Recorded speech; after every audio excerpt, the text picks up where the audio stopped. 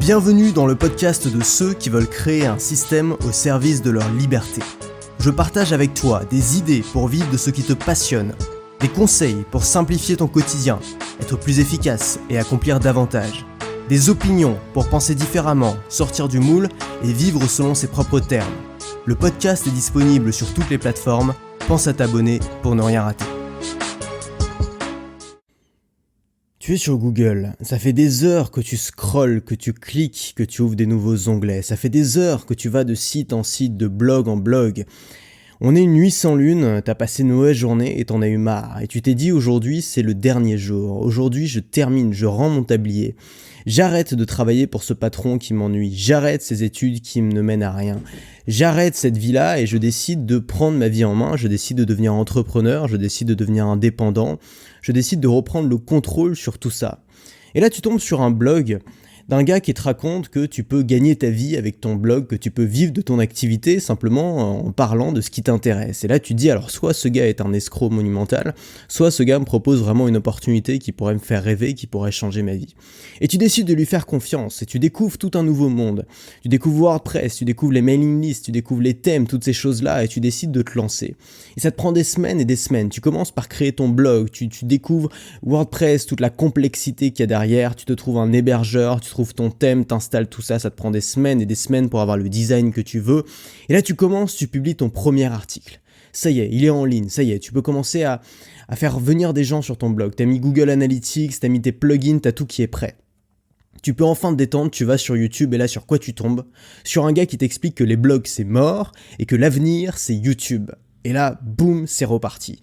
Une autre nuit sans lune où tu passes ta nuit à aller de vidéo YouTube en vidéo YouTube de gens qui t'expliquent comment faire pour créer sa chaîne, pour monter tes vidéos, quel logiciel de montage il faut, quelle caméra il faut, tu t'achètes du matériel coûteux, tu commences à te filmer, à faire des vidéos, tu fais un montage, tu mets ça en ligne, il te faut un titre, une miniature. Ça y est, t'es reparti, t'es sur YouTube, et là tu tombes sur une troisième vidéo, lors d'une autre nuit sans lune, d'un gars qui t'explique que c'est bien gentil d'être youtubeur, mais si tu veux gagner ta vie avec, et si tu cherches pas à devenir une star, il va falloir que tu vendes des produits, il va falloir que tu fasses des formations. Et là c'est reparti, t'es reparti pour des heures et des heures et des nuits entières à chercher un système qui fonctionne, à chercher un hébergeur pour tes formations. T'en essayes des dizaines, ils vont pas, il y en a qui sont trop compliqués, il y en a qui sont trop simples, il y en a qui n'ont pas les fonctions que tu veux, il y en a qui sont en anglais et tu comprends rien, bref, tu cherches, et puis ensuite enfin tu l'as trouvé. Il faut faire des tunnels de vente, tu tombes sur des vidéos de youtubeurs qui te montrent des tunnels de vente en 18 étapes et tu te dis mais c'est quoi cette horreur, et tu commences à créer tes propres tunnels de vente, tu passes des semaines entières là-dessus. Sur ClickFunnels, sur des trucs incompréhensibles, super chiants, t'as tout fini, puis il y a un bug, il faut tout recommencer. Il faut travailler sur ton pricing, tu cherches le bon prix pour tes formations, t'as aucune idée de comment le choisir, et puis il faut faire sa séquence email. Quels sont les mails que tu vas envoyer aux gens pour les convaincre ? Combien de mails est-ce qu'il faut les envoyer ? À quelle fréquence ? Jusqu'à quand ? T'as ta liste de bénéfices aussi, qu'est-ce qu'il faut faire pour donner envie aux gens d'acheter ta formation ? Ta page de vente, et puis ta page de capture, ta page sandwich pour capturer l'email des gens. T'as toutes ces choses-là, et puis ça y est, enfin tu penses que ça y est, t'es prêt. Tu peux te lancer, tu peux faire ta première formation après un mois de travail acharné. Et là, sur quoi tu tombes ? Tu tombes sur un gars qui s'appelle Antoine BM et qui te dit une formation ? Mais attends, mais tu plaisantes, faut faire 2 formations par mois minimum, 5 contenus par semaine. Allez, il est temps de se bouger le cul, quoi. Faut travailler, faut faire du contenu. Et là, tu te dis, mais c'est pas possible. Il est fou, ce mec, il est taré, c'est pas possible. Après tout le travail que j'ai dû fournir pour faire mon blog, pour faire ma chaîne YouTube, pour faire mon montage, pour lancer mes vidéos, pour faire ma mailing list, pour héberger mes formations, pour vendre mes formations, pour faire ces putains de tunnels de vente, il y a un gars qui débarque, grand sourire, et qui me dit, c'est tout ? Qui me dit, maintenant ça y est, c'est parti, tu vas faire une formation toutes les 2 semaines, tu vas faire 5 contenus par semaine. Mais il rêve, il pense que j'ai pas de vie ou quoi ? Il pense que j'ai envie de passer les 3 prochaines années dans ma cave, devant mon ordinateur, avec mon haut débit, à être là à faire des tunnels de vente, des formations et des contenus. Alors ce que ces marketeurs t'avaient pas dit, et c'est ça un petit peu le piège du truc, ce qu'ils t'avaient pas dit c'est que ça prend beaucoup de temps. Et surtout ça prend beaucoup de temps au début. Mettre en place le système, c'est souvent ce qui prend le plus de temps. Mais le problème souvent c'est qu'on reste coincé dans ce temps-là. Et c'est normal, tu vois, c'est logique, tu découvres un nouveau monde, un monde auquel t'as pas l'habitude. Il faut développer de nouvelles compétences, il faut découvrir de nouveaux outils, apprendre à les utiliser. Tout ça, ça prend du temps, tout ça c'est long. Et il y a un moment où tu te poses légitimement la question, est-ce que j'ai envie de passer tout ce temps-là à bidouiller si tu veux, à faire de la manutention, à déplacer des fichiers, à créer des titres, à faire des tunnels de vente à rallonge, à faire des séquences email, à faire du marketing? Ou est-ce que j'ai envie de passer ce temps-là à faire du contenu, à faire passer des idées qui sont importantes pour moi, à parler de ma passion, à aider les gens, à apporter de la valeur, à faire finalement ce que j'avais envie de faire à la base, parce que moi c'est ce qu'on m'avait promis à la base. Le blogueur il m'avait dit tu vas vivre de ta passion, mais ma passion c'est pas de déplacer des fichiers et de faire des tunnels de vente quoi. Ma passion c'est de parler de ce que j'aime, c'est ça tu vois, c'est ça ma passion, c'est ce que j'aime et c'est de ça que j'ai envie de parler, c'est ça que j'ai envie de faire au quotidien.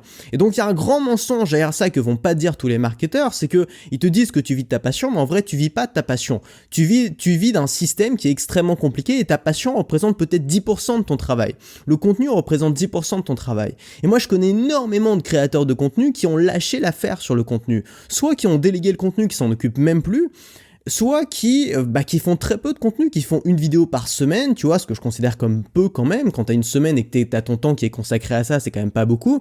Ou alors qui font une formation par an ou 2 formations par an, alors qu'ils pourraient en faire beaucoup plus. Et tu connais mon système, tu sais que la clé, elle est dans la répétition. Tu sais que si tu veux vivre de ta chaîne ou de ton activité avec peut-être 200 vues par jour, la seule solution et la meilleure solution, c'est de vendre des petits produits régulièrement et de bâtir une clientèle qui va te suivre sur la durée. Mais simplement, t'es pas tout seul dans le sens où la plupart des gens qui se lancent et qui débutent se retrouvent exactement dans ce cercle dans lequel tu t'es peut-être retrouvé, où 90% de ton boulot, ce n'est plus la création de contenu, on t'a menti là-dessus, c'est plus ça, 90% de ton boulot, ça devient de la manutention, du marketing, déplacer des fichiers, écrire des mails, et c'est plus du tout parler de ta passion, c'est plus du tout partager ce que t'aimes. Et ça, c'est dangereux, parce qu'on se retrouve dans une situation où on a toutes ces micro-tâches qui nous encombrent la tête, qui encombrent nos semaines. Et tu le sais comme moi, le problème avec les micro-tâches, c'est quoi ? Le problème avec les micro-tâches, c'est qu'il faut les faire. Systématiquement, il faut les faire, il faut les répéter. Et elles te restent dans un coin de la tête. Et c'est tellement difficile de penser à autre chose, c'est tellement difficile de te focaliser sur un bouquin qui peut t'apporter énormément de valeur quand tu sais que tu as toutes ces micro-tâches à faire. C'est tellement difficile de te concentrer sur le contenu que tu dois faire maintenant quand tu es en train de penser au montage que tu vas devoir faire ensuite, à la mise en ligne, à comment tu vas pouvoir séparer tel truc et tel truc, à comment tu vas devoir faire la miniature, à comment tu vas devoir faire ton tunnel de vente derrière. C'est extrêmement difficile de se concentrer sur une tâche importante quand on a 100 000 micro-tâches qui nous encombrent le cerveau. Et on se retrouve avec une liste de process à n'en plus finir. Alors si tu es organisé, tu as sûrement dû commencer à te faire des procédures, tu vois, à t'écrire sur papier. Donc voilà, quand j'ai une formation à mettre en ligne, j'ai petit A, petit B, petit C, voilà, j'ai toutes ces choses à faire. Et on se retrouve avec des dizaines et des dizaines de procédures et on se retrouve finalement un peu comme un salarié à travailler dans son entreprise. C'est plus ton entreprise qui travaille pour toi, c'est plus le système qui travaille pour toi. Tu vois, le boulot d'un entrepreneur, c'est quoi ? Le boulot d'un entrepreneur, normalement, c'est de développer la stratégie, c'est de tenir le gouvernail du bateau. C'est pas c'est pas d'être dans la cale et de ramer, quoi. C'est pas ça le boulot d'un entrepreneur. C'est tenir le gouvernail, c'est de choisir la direction, c'est de choisir la stratégie qu'on va adopter. Et il y a tellement d'entrepreneurs qui se retrouvent à aller dans la cale et à ramer pour aller 5% plus vite. Il y a tellement d'entrepreneurs qui se retrouvent à récurer le sol alors que c'est pas à eux de le faire. Ça veut pas dire qu'il faut pas le faire, ça veut dire simplement que c'est pas à eux de le faire. Et finalement, on crée de moins en moins parce qu'on a de plus en plus de micro-tâches à faire et on ajoute au fur et à mesure des trucs en plus. Et ça, c'est aussi, je pense, un gros problème des entrepreneurs et pas seulement des entrepreneurs. Je pense que c'est un problème de tout le monde, simplement quand on grandit. Plus on avance dans la vie, plus on a de choses qui arrivent dans notre vie. Tu vois, d'abord, tu commences ta vie, c'est simple. T'as pas d'argent, t'es célibataire, t'as pas d'enfant, tout est extrêmement simple, t'es libre, tu vois. Puis ensuite, t'avances dans la vie et t'ajoutes des choses. Hop, boum, t'as un boulot à gérer, t'as des responsabilités, t'as un mari ou une femme, t'as des enfants, t'as des animaux, t'as une maison à la campagne, t'as un loyer à payer, t'as un crédit, t'as une voiture, t'as toutes ces choses-là que tu ajoutes dans ta vie et tu te retrouves avec un quotidien qui est extrêmement complexe et les gens finissent par être là à regretter leur insouciance de quand ils n'avaient pas tous ces problèmes. Mais ces problèmes-là, on n'est pas condamné à les emporter avec nous. Et c'est pareil pour les entrepreneurs qui emportent leurs problèmes, c'est-à-dire qui ajoutent des tâches, qui ajoutent des choses dans leur business. Tu commences à faire une vidéo par exemple, et puis ensuite t'en fais une deuxième, et puis ensuite tu dis ce serait bien que je fasse un peu de marketing, et puis tu commences à faire la publicité, et puis tu commences à embaucher un gars pour faire des miniatures, et puis ensuite, tu te retrouves à faire des montages, tu vois, et essayer de peaufiner ton montage. Et on voit énormément par exemple de youtubeurs qui au début publiaient beaucoup, et plus le temps avance, moins ils publient, parce qu'ils ont ajouté des choses, ajouté des des exigences de qualité, de détail au poil de cul que leur audience n'a jamais demandé, à ajouter des nouveaux logiciels de montage plus complexes, des heures et des heures de montage en plus parce qu'ils considèrent que parce qu'ils ont une plus grosse audience, il va faire un truc qui est nickel léché, alors que leur audience, c'est pas ça qu'elle veut. Leur audience, ce qu'elle veut, c'est du contenu, tu vois, c'est de la valeur pratique, c'est pas forcément que le petit son, le petit bruit au moment où ils changent de lumière pendant le montage, soit ce bruit-là et pas ce bruit-là. Non, ils s'en foutent. Et on se retrouve à faire ces choses-là, à passer notre temps sur les détails, alors qu'en tant qu'entrepreneur, on devrait passer notre temps sur la stratégie et sur peut-être le cœur de notre entreprise. Et le cœur de ton entreprise quand tu es créateur de contenu, attention, surprise, c'est le contenu. Donc au lieu d'ajouter des trucs en plus, on devrait faire l'inverse. C'est-à-dire que plus on ajoute des choses à chaque fois, ça veut pas dire qu'il faut rien ajouter. Ça veut dire qu'on devrait se fixer une règle à suivre impérativement. C'est quand tu ajoutes quelque chose dans ta vie, tu retires quelque chose de taille similaire. Et que ce soit dans notre quotidien, par exemple, si tu achètes quelque chose pour chez toi, tu jettes quelque chose de taille similaire, ou tu débarrasses, ou tu donnes, ou tu vends quelque chose de taille similaire. Et de la même manière dans son business, quand on ajoute quelque chose en plus, par exemple, je décide, d'ajouter les reviews, tu vois, d'ajouter un système où les gens peuvent noter les formations, qu'est-ce que je fais ? Je vais trouver quelque chose à enlever, à déléguer, à supprimer, quelque chose que je n'aurais plus à faire. Et je voudrais te citer cette citation d'Antoine de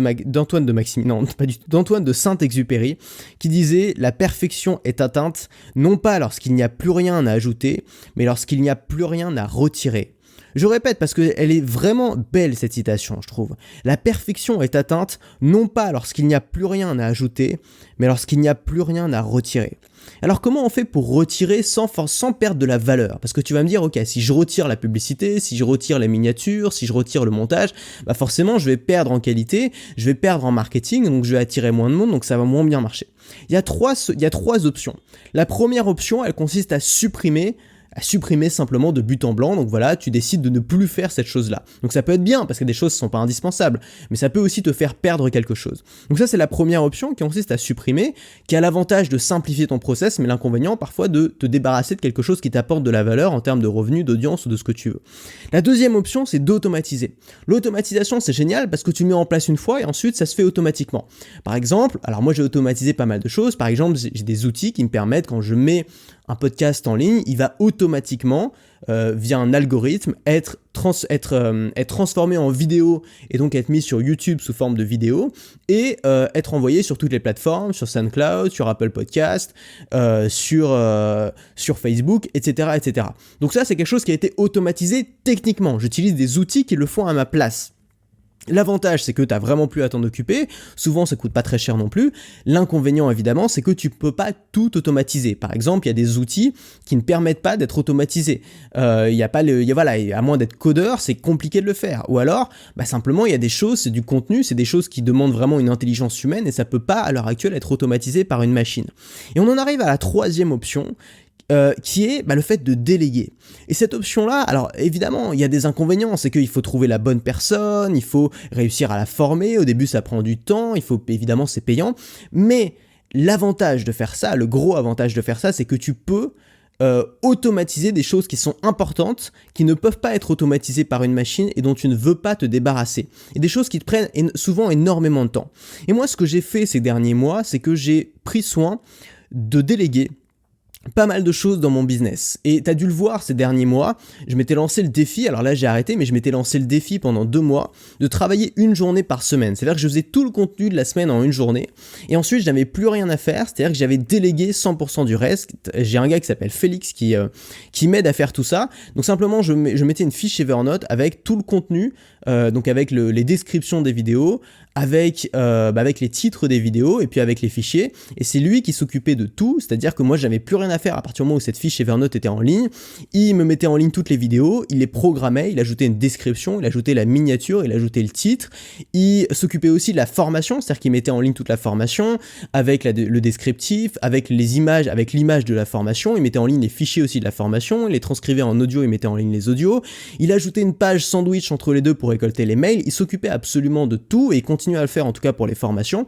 Et j'avais plus qu'à m'occuper du contenu. Et ça m'a laissé énormément de temps libre pendant le reste efficace de la semaine pour me concentrer sur ce qui compte, c'est-à-dire sur le gouvernail, sur la stratégie pour pouvoir diriger le bateau, pouvoir aussi continuer à me former. Se former, c'est ce qu'il y a de plus important quand tu es créateur de contenu. C'est beaucoup plus important de se former que de passer une heure de plus sur le montage. Tu vois, 1 heure à lire un bouquin qui va t'apprendre des choses sur ta thématique comparé à 1 heure à essayer de peaufiner le montage au poil de cul. Je t'assure qu'en termes de valeur que ça t'apporte à toi et à ton business, c'est beaucoup plus important de passer cette heure-là à te former.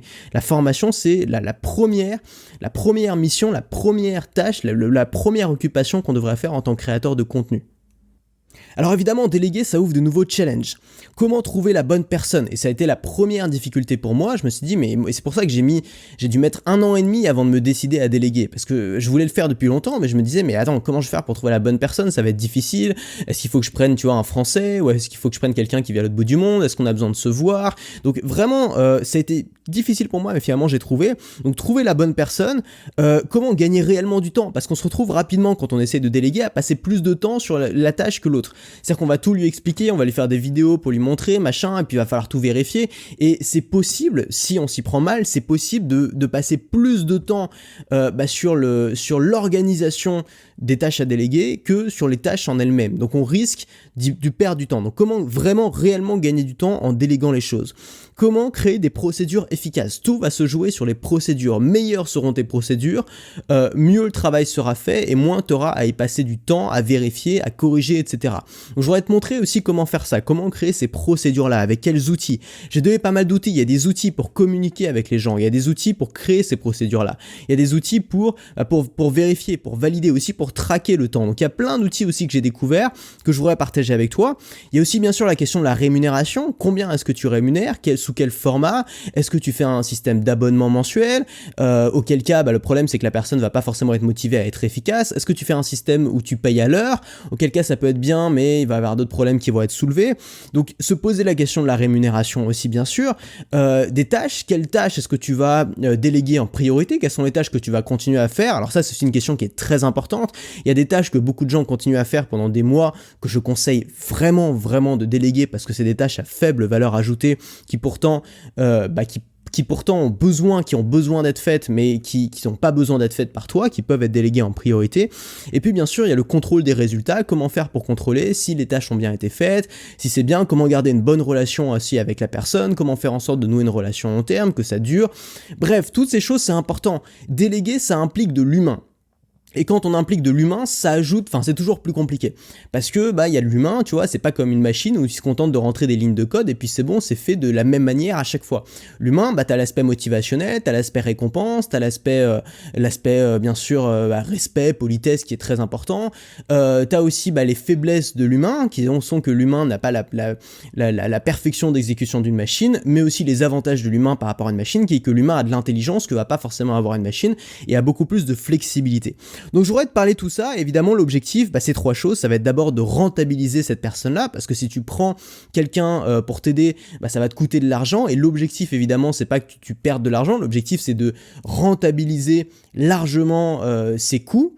Donc ça va être le premier objectif. Le deuxième objectif, ça va être de simplifier aussi énormément ton process. Si au début tu as l'impression que tu deviens esclave de ton process, que tu bosses davantage dans ton entreprise, que c'est ton entreprise qui travaille pour toi, c'est vraiment très important de réfléchir à ça. Donc simplifier ton process en déléguant une grosse partie de tes tâches, et puis bien sûr gagner du temps, te libérer du temps pour ce qui compte, pour ce qui est important, pour la création du contenu, pour la gouvernance de ton entreprise, et puis pour ta formation personnelle qui est une des clés quand on est créateur de contenu, mais aussi je pense quand on est entrepreneur. Alors pour t'aider à faire tout ça, moi c'est vraiment quelque chose, j'ai jamais fait encore de formation là-dessus parce qu'avant j'avais pas l'expérience, et là j'ai énormément travaillé là-dessus, j'ai pu vraiment j'ai pu déléguer 80 à 90% des tâches de ma boîte, donc toutes les micro-tâches que j'avais pas envie de faire et qui m'apportaient peu de valeur, et donc j'ai fait une formation. Alors je suis en train de faire une formation complète là-dessus qui n'est pas encore prête. Alors la formation est pas encore prête, donc ce que je te propose aujourd'hui, c'est simplement de t'inscrire sur la liste d'attente. Tu as un lien qui est en description de ce podcast, donc c'est le premier lien en description, qui va te permettre de t'inscrire à la liste d'attente. Ça t'engage à rien de t'inscrire sur la liste d'attente, la seule chose c'est que quand la formation va sortir, tu recevras un mail avec le lien où tu pourras la commander directement.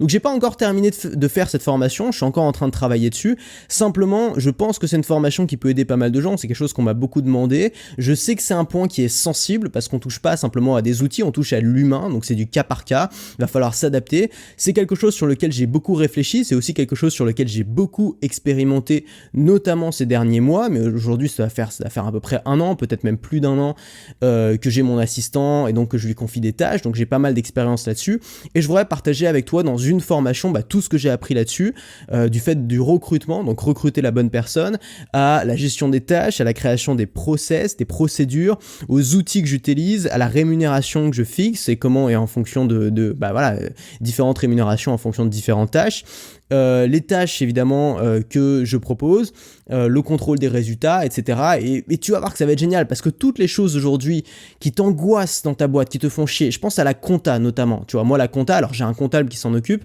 mais il fallait chaque mois que je rassemble tous les documents comptables, toutes les factures, que j'en perds, que j'en oublie aucune, que je les retrouve toutes, que je les envoie toutes à mon comptable, que j'aille dans mes relevés bancaires, que j'imprime les trucs, que j'envoie, enfin c'était une vraie galère et tous les mois c'était la même vraie galère. Ça je l'ai délégué, il m'a fallu du temps avant de me dire que je pouvais suffisamment faire confiance à Félix avant de le déléguer parce que c'est quand même donner accès à tes comptes bancaires, mais au final j'ai délégué et c'est vraiment un gain de liberté mentale et de tranquillité qui est énorme. Comme on dit en anglais, c'était vraiment a pain in the ass, quoi. C'était un truc qui me plombait complètement le moral. Donc si t'as des choses aujourd'hui qui te plombent le moral, qui t'empêchent d'avancer, des tâches qui te gonflent par-dessus tout, des trucs juste c'est pas ton truc, quoi. C'est pas ton boulot. Et je pense que quand on est entrepreneur, le problème c'est qu'on se retrouve à faire des tâches qui sont pas notre boulot. Quand on est entrepreneur, notre principale qualité, c'est la créativité.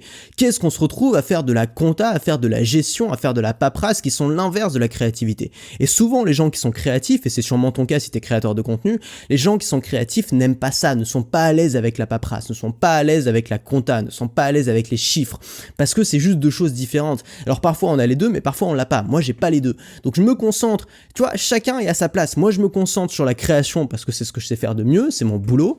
Et puis, j'ai mon assistant qui se concentre sur le reste et lui c'est vraiment son point fort, il est très très bon là-dedans et du coup chacun s'occupe de ce dans quoi il est bon plutôt que ce soit un gars qui s'occupe de tout et qui se retrouve complètement surmené par le travail.